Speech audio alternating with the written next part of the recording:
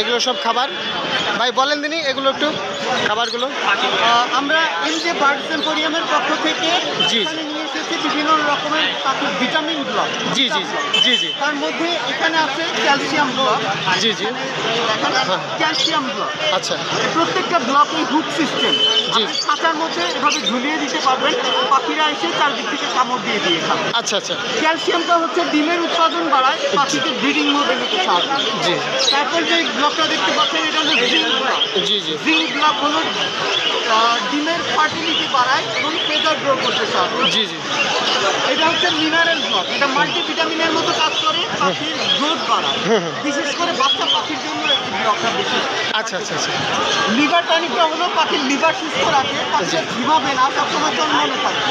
আচ্ছা আচ্ছা আর এই পাশে যে ব্লকটা দেখতে পাচ্ছেন এটা হলো প্রজনন ক্ষমতা বাড়ায়, ভিটামিন ই এবং আয়রন। ভিটামিন ই হচ্ছে ছেলে পাখির প্রজনন ক্ষমতা বাড়ায়, আয়রন হচ্ছে মেয়ে পাখির প্রজনন ক্ষমতা বাড়ায়। জি জি আপনাদের যাদের পাখি আগে 2-3 বার ডিম বাচ্চা করেছে তাদেরকে আপনারা ভিটামিন ই এবং আয়রনটা দিবেন। আচ্ছা আচ্ছা আর যাদের পাখি নিউ অ্যাডাল্ট তারা ক্যালসিয়াম এবং জিঙ্কটা ব্যবহার করবে, ঠিক আছে? জি জি আর এখানে আছে এটা হলো তুলসী পাতার ব্লক। তুলসী পাতার ব্লকটা ঠান্ডা সর্দি থেকে রক্ষা করে, পাখির অ্যান্টিঅক্সিডেন্ট হিসেবে কাজ করে। জি। আর এটা হচ্ছে নিম পাতার ব্লক।